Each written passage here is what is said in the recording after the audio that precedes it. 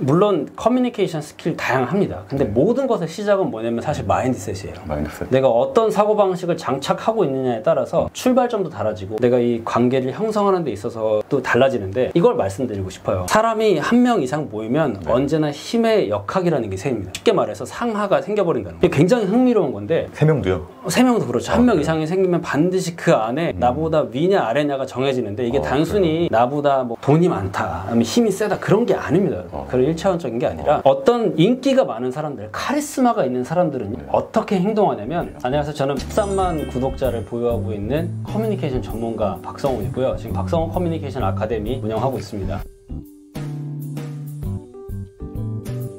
우리가 이런 얘기 하잖아요. 나쁜 남자, 나쁜 여자, 쿨하다.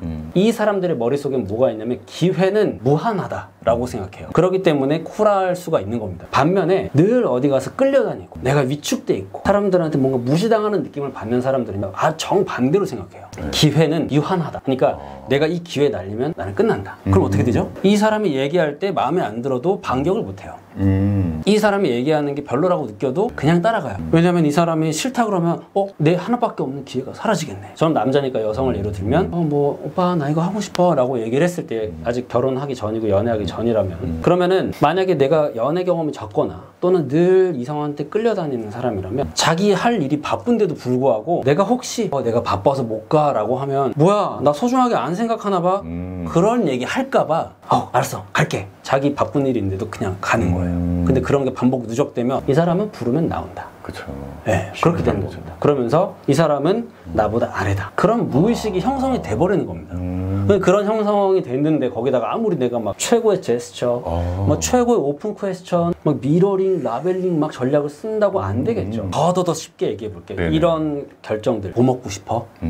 결정을 누가 하죠? 아주 사소한 걸 얘기하는 겁니다. 이 사소한 게 누적이 되면 여기서 결정을 누가 하고 제안을 누가 하느냐는 아주 사소한 거예요. 아주 사소한 것들이 누적되면 누가 리드하는지가 정해지는 겁니다. 그래서 뭔가 리드하는 사람들은요, 되게 사소한 거 있잖아요. 여기 가볼까? 아니면 여기 앉아. 이거 한번 봐봐. 물 줄까? 요런 아주 작은 것들을 얘기하는 거예요. 이런 것들이 결국에는 누가 하죠? 주인이 하는 거잖아요. 내가 호스트이기 때문에 그런 행동을 하는 건데, 저 혹시 물 먹을래? 그런 게 아니라 물 마실래? 이렇게 따라주는 거. 그러니까 내가 뭔가 제안을 하는 것들이 계속 누적이 되면 이 사람들은 이 사람은 나를 리드하는구나. 처음에 기회는 무한하다고 보는 사람들은 어떻게 생각하냐면, 그런 사람들은 물 들어올 때 노젓는다고 생각을 안 해요. 자기가 물길을 일으키니까. 물 들어올 때 노젓는 사람들은 물길이 일어나지 않으면 앞으로 못 나가니까 그 기회 올 때 바짝 잡으려고 하는 겁니다.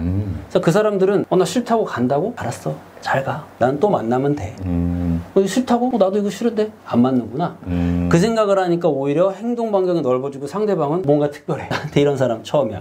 그 생각을 하게 되는 거죠. 이 나쁜 남자랑 못된 남자가 있는데요. 이 나쁜 상대방 배려 안 하고 자기 지 멋대로 행동하고 안하무인이고 그런 사람들은 나쁜 남자가 아니라 못된 남자고요. 그쵸. 나쁜 남자는 상대방의 마음을 이해하고 어디서 더 나가야 될지, 어디서 좀 스탑해야 될지를 아는 센스 있는 사람이라고 할 수가 있죠. 그리고 그만큼 자신감과 자존감이 높다는 얘기죠. 자기가 마음대로 컨트롤이 안 되는 남자일 수도 있겠네요. 그렇죠. 호락호락하지 않는. 근데 보통 그런 사람들한테 끌려가게 되어 있습니다. 어떤 인간관계나 거기서 정답은 없습니다.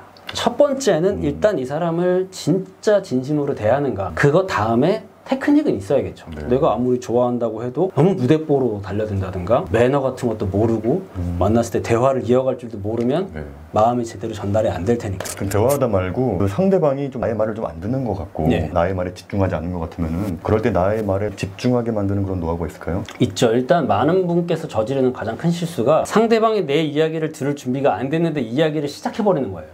그러니까 우리가 운전을 할 때도 시동을 걸고 약간 예열을 하고 출발을 하잖아요. 말을 할 때도 여러 사람이 있는 경우에 내가 말을 한다는 신호 같은 걸 보내지도 않고 한참 다들 다른 얘기 하고 있는데 얘기를 시작해버리면 안 듣겠죠.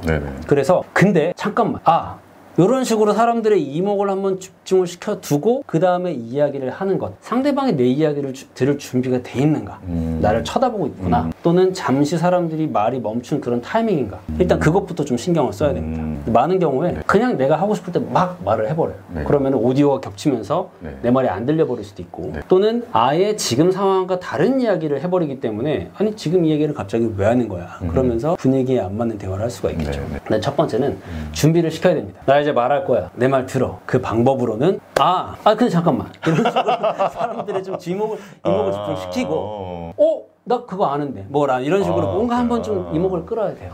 서양에서는 이런 거 많이 하잖아요. 땡땡땡 한번 여러분 뭐 이렇게 한다든가 상황에 따라서 먼저 주목을 시켜야 된다. 뭐 저는 이런 아이디어가 있는데요. 한번 들어보실래요? 뭐 이렇게 얘기할 수도 있을 거고요. 그 다음에 이어서 생각해야 될 게 이 사람이 내 이야기를 듣지 않는다면 그 이유는 뭘까요? 일단 지루할 수도 있고 나에 대한 신뢰가 없을 수도 있고요. 내가 하는 말에 전혀 동의하지 않을 수도 있기 때문이겠죠. 근데 여기서 이제 두 번째에 대해서 이야기를 해보자면 대화라고 하는 것은 절대 그 순간에 일어나는 단편적인 일이 아닙니다. 아까 얘기했다시피 이 사람이 과연 내 말을 들을 만한 것인가를 생각할 수 있게 만들어야 되거든요. 평소에 내가 이야기를 하기 전에도 뭔가 의미 있는 말을 했었어야 돼. 막 앞서서 이상한 이야기만 했다거나 전혀 이 사람이 들을 만한 어떤 외적으로 봤을 때 들을 만한 가능성이 없다라고 판단되는 사람이라면 무시되겠죠. 그래서 가치 입증이라는 걸 한 번 해줘야 됩니다. 그 가치 입증이라고 하는 게 내 말을 들었을 때 이 사람의 말은 들을 만한 것이다 라는 생각을 해야 되는데요. 여기서 꼭 알으셨으면 하는 말의 특성을 좀 이해를 해야 돼요. 일단 인간은 원래 남의 말을 안 듣게 돼 있습니다. 왜냐면 제가 어떤 생각을 이야기하면 그거는 뭐라고 생각하냐면 그건 네 생각이고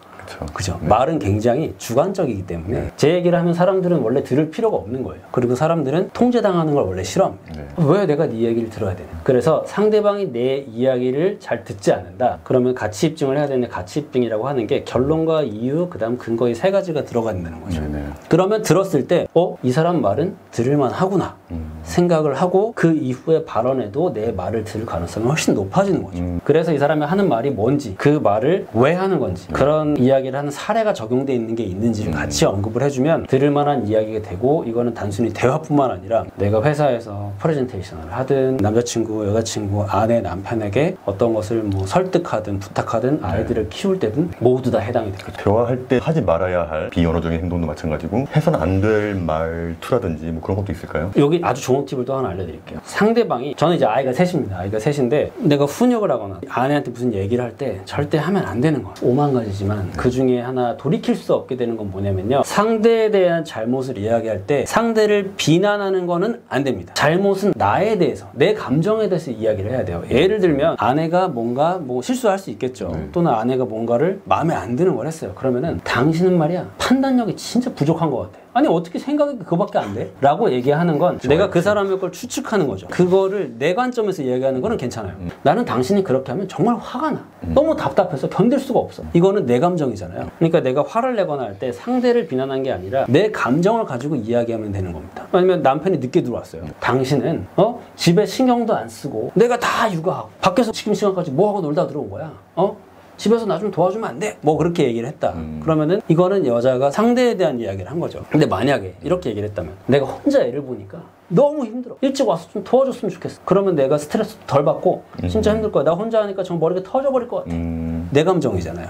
돌이킬 수가 있어요, 나중에. 근데 이 사람은 밖에서 실제로 놀았을 수도 있겠지만 일을 하다가 왔을 수도 있고 나름의 사정이 있을 수도 있는 거잖아요. 대화를 할 때 특히나 관계에 있어서 진짜 많이 실수하는 게 남의 감정을 기준으로 뭐라고 하는 거. 그게 아니라 내 감정에 대해서 내가 화내는 건 그러니까 당신의 행동으로 인해서 내가 이런 감정을 느꼈다. 그렇죠. 그런 이야기를 하는 게 중요하다. 예를 들어서 신입사원이 뭔가 잘못했어요. 너는 말이야 머리가 어떻게 된 거야? 일머리도 없고 말이야. 막 그렇게 화를 내면 상대방을 기준으로 비난을 한 거지만, 너가 맨날 그렇게 하니까 팀원들이 다 힘들고 일도 진도가 안 나가고 내가 진짜 머리가 터지겠어 라고 얘기하면 똑같이 뭐라고 하는 거긴 한데 그건 내 기준이잖아요. 그렇죠. 그러면 그 사람이 마음이 상처받는 거를 최소화할 수가 있는 거예요. 그럼 말 나온 김에 아까 신입사원 얘기했으니까 제가 대표님의 회사 갈 때마다 느낀 게 직원분들이 굉장히 편하게 지내면서도 무서워하는 것보다는 선을 지키면서 굉장히 예의를 갖추는 게 느껴졌거든요. 직원분들이. 그 노하우가 좀 궁금한데, 나의 부하 직원이나 내 직원들이 너무 잘해주니까 무시한다, 그런 얘기가 되게 많아요. 잘 지내면서도 어렵게 만들 수 있는 그런 노하우가 좀 있을까요? 물론 여러 가지 그런 테크닉이 있지만 두 가지만 말씀드리면, 첫 번째로 리더는 자기 일을 제대로 해내면 일단 권위가 생깁니다. 실력에서 권위가 나온다. 내가 뭘 물어봤는데 이 사람이 몰라 라고 얘기하면 권위가 떨어지는 거죠. 뭘 얘기했는데 물어볼 때 거기에 대해서 정확하게 이야기를 해주고 지침을 해주고 어떤 잘못이 생겼을 때 내가 책임질게 걱정하지 마라는 일단 기본적인 리더가 갖춰야 될 덕목을 잘 갖추고 있다면 기본적으로 이제 마인드셋이 와, 이 사람은 나의 리더구나 따르고 싶은 생각이 생기겠죠. 근데 이건 아까 제가 말씀드렸던 갑과 을, 기회가 무한하는 유한하나가 얘기할 때 내가 평소에 어떤 것들을 계속 제안하고 잘 리드를 했다면 자연스럽게 이 사람은 나보다 리더구나 라는 생각을 하게 될 거고요. 두 번째로 좀 알아두면 좋을 것이 어떻게 생각하실지 모르겠지만 우리가 평등사회라고 해가지고 파티션도 없애고 막 그냥 모든 것들이 다 동일하다고 이름도 호칭 같은 거 빼고 그렇게 얘기를 하지만 저 같은 경우는 심리학 여러 가지 사례 중에 장교는 일반 병사들과 술집을 똑같이 가지 않는다라는 그런 내용을 다룬 내용이 있어요. 근데 거기에 골자가 뭐냐면 다 같이 평소에 술 마시고 해롱해롱 거리는 모습을 보고 전쟁에 나갔는데 이 사람의 말을 과연 믿고 따를 수 있겠느냐. 어제 나랑 같이 술 취해서 비틀거리던 그 사람이 있는데 그 말은 단순히 뭐 같은 공간을 이용하지 않는다 그런 게 아니라 내가 보여줘야 될 모습이 있고 보여주면 안 될 모습도 있는 겁니다. 내가 힘들다고 해서 아 진짜 힘들다 요즘 왜 이렇게 힘드냐 그런 얘기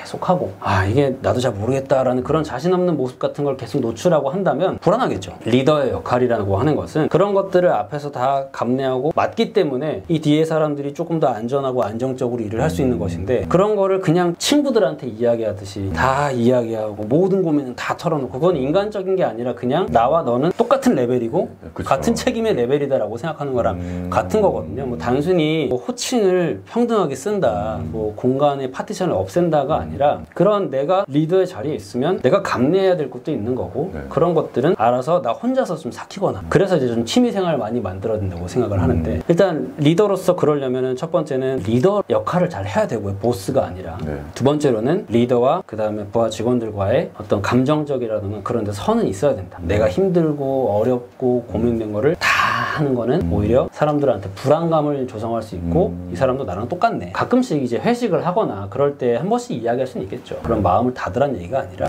핵심은 그겁니다. 있는 거 없는 거 다 얘기하고 모든 거 다 얘기하면 똑같다.